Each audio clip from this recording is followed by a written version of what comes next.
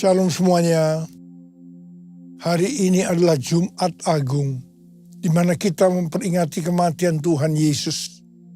Kita akan merenungkan kembali kasih Tuhan Yesus yang luar biasa bagi kita semua. Yohanes 3 ayat 16 berkata, "Karena begitu besar kasih Allah akan dunia ini, sehingga ia telah mengaruniakan anak yang tunggal, supaya setiap orang yang percaya kepadanya tidak binasa, melainkan beroleh hidup yang kekal." Ada apa dengan manusia sehingga Tuhan Yesus harus datang ke dalam dunia ini? Alkitab berkata, semua orang telah berbuat dosa dan telah kehilangan kemuliaan Allah. Upah dosa adalah maut, mati, tempatnya di neraka. Neraka adalah tempat yang sangat mengerikan. Jangan sampai masuk neraka. Karena itu Tuhan Yesus datang ke dalam dunia ini untuk menyelamatkan kita semua. Bagaimana cara Tuhan Yesus menyelamatkan kita? Alkitab berkata, Tuhan Yesus yang tidak mengenal dosa, dijadikan dosa oleh karena kita semua. Supaya di dalam Dia, yaitu mereka yang percaya kepada Tuhan Yesus, dibenarkan oleh Allah. Apa arti dari ayat ini? Tadi dikatakan semua orang telah berbuat dosa dan telah kehilangan kemuliaan Allah. Upah dosa ialah maut, mati. Jadi Tuhan Yesus harus mati menggantikan saudara dan saya. Salibnya,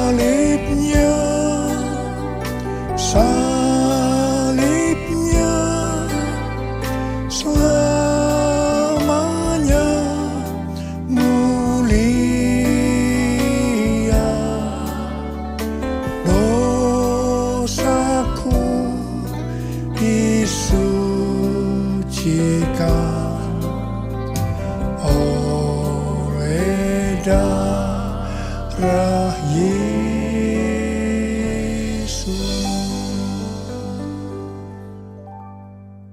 Kalau kita melihat cara mati Tuhan Yesus, saya katakan sangat-sangat tidak manusiawi.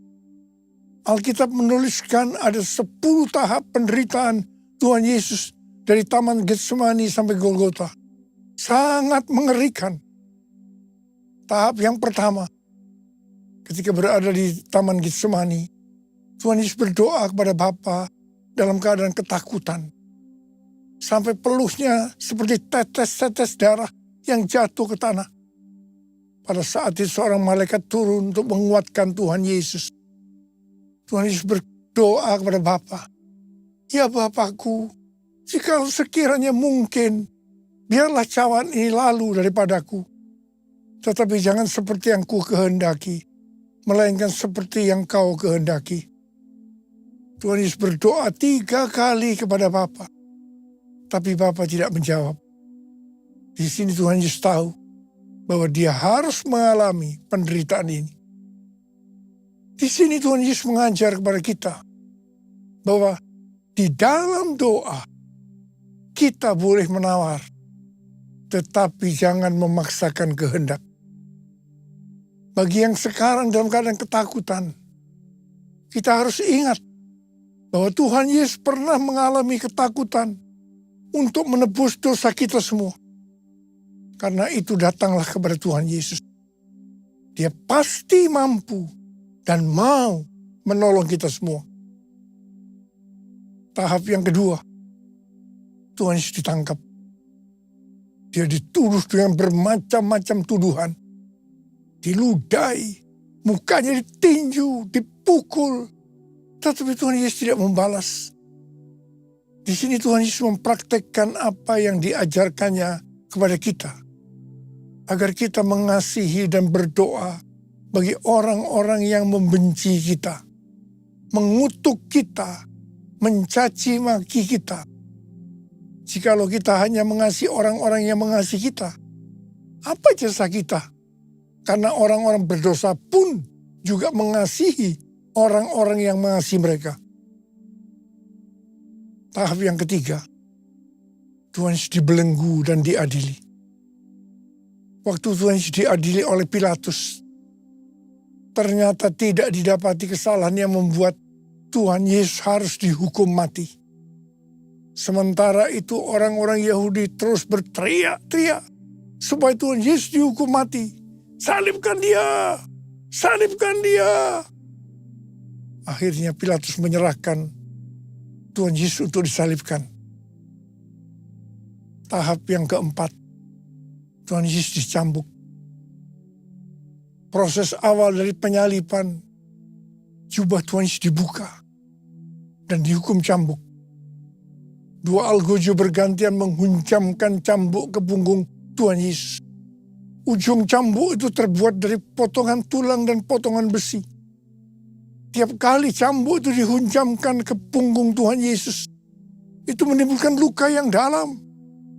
Tuhan Yesus berteriak-teriak kesakitan. Darah Tuhan Yesus bercucuran.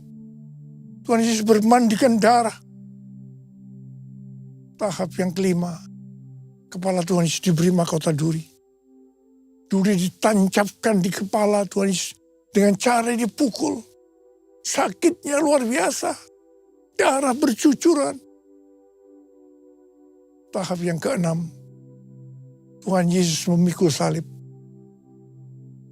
Dalam kesakitan berlumuran darah, ditambah semalaman Tuhan Yesus tidak tidur, Tuhan Yesus harus memikul salibnya.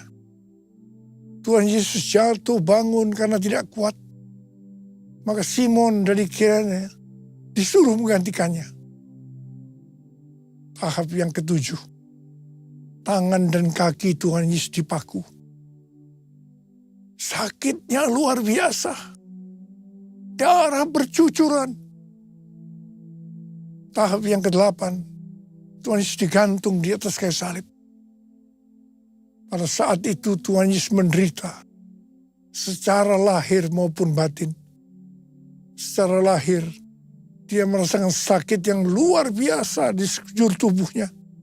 Dan juga merasa sesak karena ada cairan yang menegang jantungnya. Secara batin, Tuhan Yesus menderita. Karena Tuhan Yesus melihat semua orang yang lalu lalang menghujat dia. Ahli-ahli Taurat, tua-tua, imam-imam menghujat dia. Bahkan salah satu penjahat di sebelahnya juga ikut menghujat. Tahap yang ke-9, Tuhan Yesus merasa ditinggalkan oleh Bapa. Sekitar jam 12 siang sampai jam 3 petang, tiba-tiba langit di sekitar Golgota menjadi gelap. Tuhan Yesus gelisah. Dan dia berteriak, Eli, Eli, lama sabachthani. Allahku, Allahku, mengapa engkau meninggalkan aku? Tuhan Yesus merasa ditinggalkan oleh Bapa. Orang yang berdosa pada hakikatnya dipisahkan dari Bapa. Jadi untuk menebus orang yang berdosa, maka Tuhan Yesus harus merasakan ditinggalkan oleh Bapa. Dipisahkan dari Bapa. Saya percaya ini adalah puncak penderitaan Tuhan Yesus. Penderitaan lainnya tidak ada artinya dibandingkan merasa ditinggalkan oleh Bapa. Bagi saya, kalau saya tidak bisa merasakan hadirat Tuhan, itu adalah hal yang paling berat dalam hidup saya. Karena itu setiap hari saya selalu menjaga langkah-langkah dalam hidup agar saya terus mengalami hadirat Tuhan. Kalau ada dosa, harus cepat diselesaikan supaya terus merasakan hadirat Tuhan.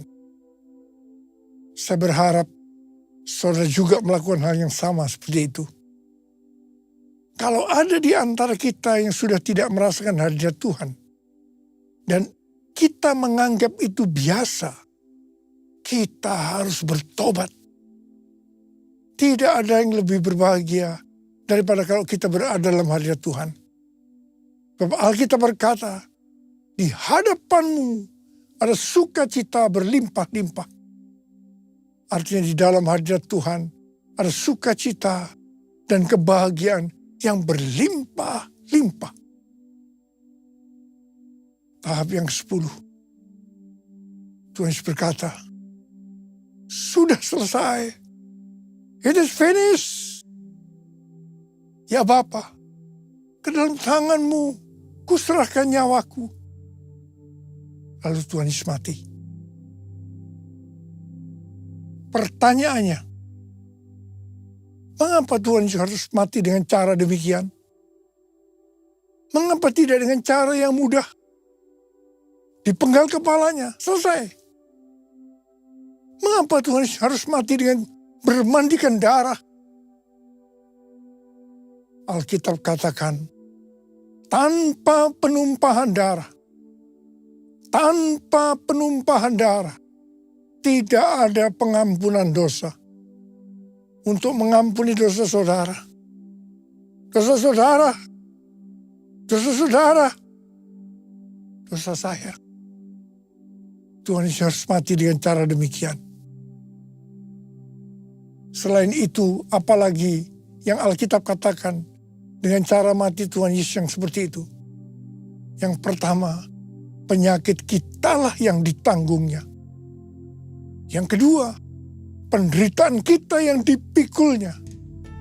Dan oleh bilur-bilurnya kita disembuhkan. Aturku kasih-Mu Yesus, Kau telah mati gantikan diriku. Kau curahkan darah-Mu untuk tebus dosaku. Layaklah Kau Tuhan dipuji dan disembah dengan segenap hatiku. Layaklah Kau Tuhan dipuji dan disembah dengan segenap jiwa ragaku. Dengan segenap jiwa ragaku. Dengan segenap jiwa ragaku. Alkitab katakan, Tuhan Yesus mati karena dosa-dosa kita. Dia dikuburkan, tapi pada hari yang ketiga, Dia dibangkitkan. Haleluya! Tuhan Yesus tidak selamanya mati. Tapi pada hari yang ketiga, Tuhan Yesus dibangkitkan. Hidup, hidup, hidup selamanya. Yesusku hiduplah, hidup selamanya. Hidup, hidup, hidup selamanya. Yesusku hiduplah. Oh haleluya, oh haleluya. Yesusku hiduplah. Oh haleluya, oh haleluya. Yesusku hiduplah. Yesusku hiduplah. Yesusku hiduplah. Apa yang Alkitab katakan kalau sampai Tuhan Yesus tidak bangkit? Yang pertama, sia-sialah pemberitaan firman Tuhan. Saya di sini memberitakan firman Tuhan tidak ada artinya. Sia-sia. Tapi puji Tuhan, Tuhan Yesus hidup. Tuhan Yesus bangkit. Pemberitaan firman Tuhan menjadi tidak sia-sia. Hal yang kedua, kalau sampai Tuhan Yesus tidak bangkit, sia-sialah kepercayaan kita. Dan kita akan tetap mati di dalam dosa-dosa kita. Demikian juga dengan orang-orang yang mati di dalam Tuhan. Mereka akan tetap binasa. Tetapi puji Tuhan, Tuhan Yesus bangkit. Kita tidak akan mati di dalam dosa-dosa kita. Tetapi kita akan bersama-sama dengan Tuhan Yesus selama-lamanya. Haleluya! Hal yang ketiga, kalau sampai Tuhan Yesus tidak bangkit, kita adalah orang-orang yang paling malang dari segala manusia. Tetapi puji Tuhan, Tuhan Yesus bangkit. Kita bukan orang-orang yang paling malang, tapi justru orang-orang yang paling beruntung dari segala manusia. Ada berapa banyak orang-orang yang paling beruntung dari segala manusia? Angkat tangan saudara. Sebab dia hidup, ada hari esok. Sebab dia hidup, ku tak gentar. Karena ku tahu dia pegang hari esok. Hidup jadi berarti sebab dia hidup. Hidup jadi berarti sebab dia hidup.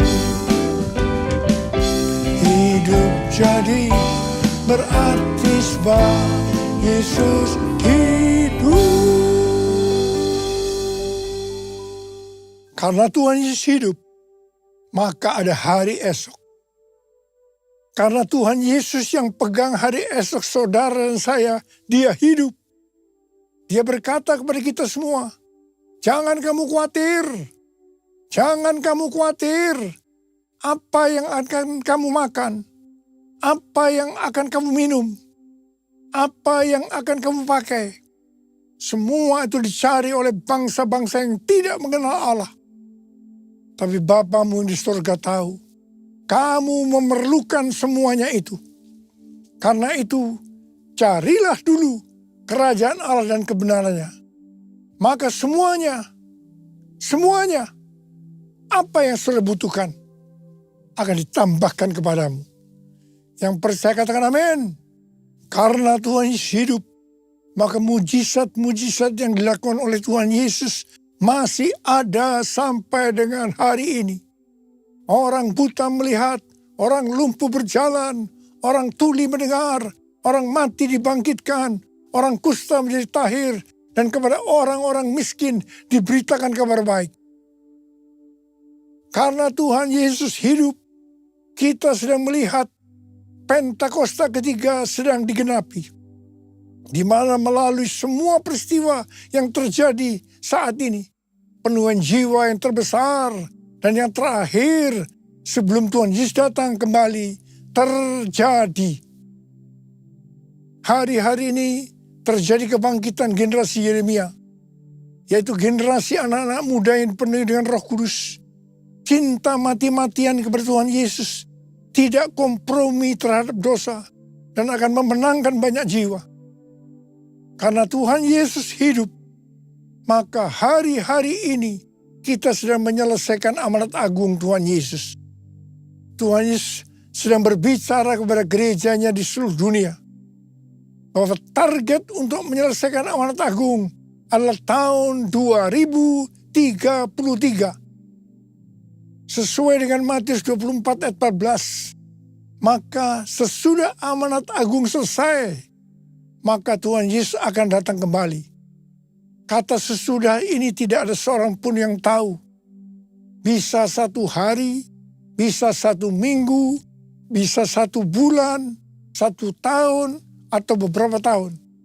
Tetapi yang pasti waktunya tidak akan lama. Karena Tuhan Yesus berkata, Aku datang segera. Target untuk menyelesaikan amanat agung adalah tahun 2033. Tetapi Tuhan Yesus bisa saja datang sebelum tahun 2033. Karena Tuhan Yesus bisa datang sewaktu-waktu. Yang jelas, sebelum Tuhan Yesus datang, Injil Kerajaan Allah sudah diberitakan ke seluruh dunia menjadi kesaksian bagi semua bangsa. Yang artinya, amanat agung sudah selesai. Haleluya. Karena Tuhan Yesus hidup, maka Tuhan Yesus memberikan 5 metode untuk menyelesaikan amanat agung. Yang pertama, harus banyak berdoa, memuji, menyembah Tuhan dalam unity siang dan malam. Yang kedua, memberitakan Injil kepada orang lain. Yang ketiga, memperlengkapi para murid agar mereka bisa bertumbuh dan melayani. Yang keempat, meringankan penderitaan orang lain dengan menolong mereka. Yang kelima, mendirikan gereja-gereja baru. supaya kita bisa melakukan metode Tuhan Yesus ini, maka kita harus melakukan seperti yang tertulis dalam 1 Yohanes 2 ayat 6. Bahwa kita wajib hidup sama seperti Kristus telah hidup. Besar anugerah-Mu, berlimpah kasih-Mu, semakin hari semakin bertambah besar anugerah-Mu. Perbuatannya besar, perbuatannya besar, perbuatannya besar, pujilah namanya. Angkat tangan kita, perbuatannya, perbuatannya besar, perbuatannya besar, perbuatannya besar, pujilah namanya. Mari sembah Dia, Borabasi, karena yang sudah berbahasa roh itu berbahasa roh saat ini.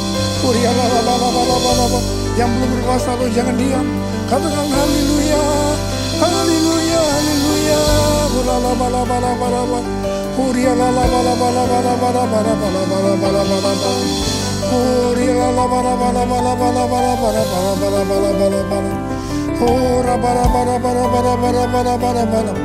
Bapa, curahkan pengurapan-Mu buat kami semua. Pakai kami menjadi alat-Mu untuk menyelesaikan amanat agung ya Tuhan. Terima pengurapan Tuhan, terima. Perbuatannya besar, perbuatannya besar, perbuatannya besar, pujilah namanya.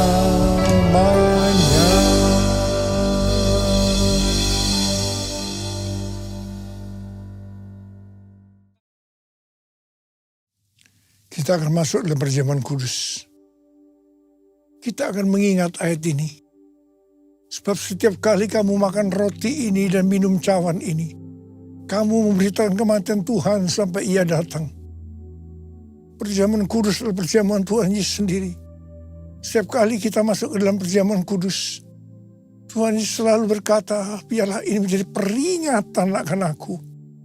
Karena itu mari, tundukkan kepala, arahkan hati kita kepada kebaikan Tuhan. Supaya kita lebih mengasihi Tuhan Yesus. Kita lebih mengasihi satu dengan lain. Bapa, siapakah kami sebelum kami mengenal Engkau? Kami semua orang berdosa. Upah dosa adalah maut, mati. Tapi Engkau yang tidak berdosa telah dijadikan dosa oleh karena kami ya Tuhan. Engkau harus turun dari sorga mulia, mati ganti kami dengan penderitaan yang luar biasa. Sungguh kalau kami pikirkan betapa baiknya Engkau itu. Engkau jadikan kami sebagai anak-anak-Mu. Engkau berkati, Engkau tuntun, Engkau bela. Engkau hajar juga kalau kami salah. Itu Engkau ya Abah. Itu Engkau. Tuhan akan memberkati kita melalui perjamuan kudus. Tapi Tuhan mau kita makan dan minum dengan cara yang benar. Karena itu masing-masing berdoa. Lihat keadaan dirimu. Introspeksi. Kalau ada dosa yang Tuhan ingatkan saat ini, langsung minta ampun.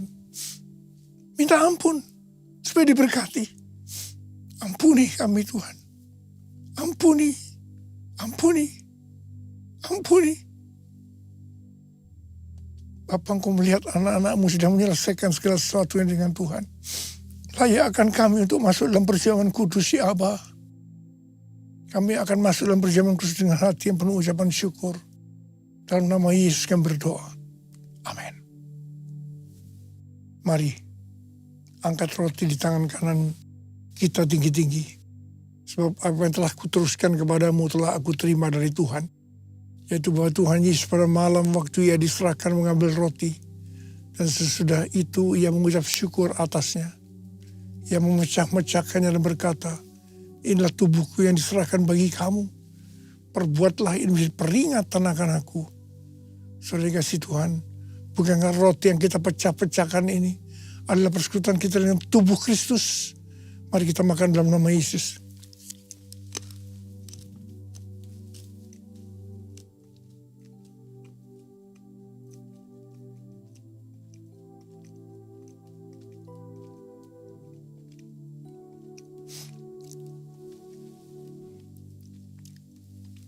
Angkat cawan di tangan kita tinggi-tinggi. Mungkin juga yang mengambil cawan sudah makan lalu berkata, cawan ini adalah perjanjian baru yang dimeteraikan oleh darahku. Perbuatlah ini setiap kali kamu meminumnya menjadi peringatan akan aku. Saudara kasih Tuhan, bukan cawan pengucapan syukur. Yang atas kita ucapkan syukur adalah persekutuan kita dengan darah Yesus. Mari kita minum dalam nama Yesus.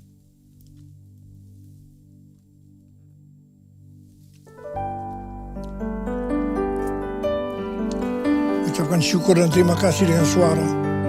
Jangan diam. Tuhan, terima kasih ya Tuhan. Terima kasih ya Tuhan. Terima kasih ya Tuhan. Terima kasih ya Tuhan. Terima kasih. Kau melihat anak-anakmu. Saat ini kau sedang menyembuhkan yang sakit. Membebaskan yang terikat. Engkau menghibur yang susah, Engkau menguatkan yang lemah, memberikan pengharapan-pengharapan yang baru bagi yang datang dari keadaan berputus asa. Tuhan, terima kasih. Tuhan, terima kasih. Terima kasih. Terima kasih. Terima kasih, Yesusku. Terima kasih, Yesusku. Puji syukur hanya bagi Tuhanku. Terima kasih Yesusku, terima kasih Yesusku. Puji syukur hanya bagi Tuhanku. Terima kasih, terima kasih Yesusku, terima kasih Yesusku. Puji syukur hanya bagi Tuhanku. Terima kasih Yesusku, terima kasih Yesusku. Puji syukur hanya bagi Tuhanku. Puji syukur hanya bagi Tuhanku. Puji syukur hanya bagi Tuhanku.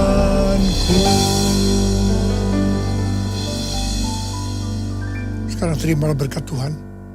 Kasih karunia yang berlimpah-limpah daripada Allah Bapa dalam anak yang tunggal Yesus Kristus. Persekutuan yang manis dengan Roh Kudus menyertai kita semua mulai hari ini. Sampai Tuhan datang menjemput kita di awan-awan dan bahkan sampai selama-lamanya. Yang percaya bersama-sama katakan, amin.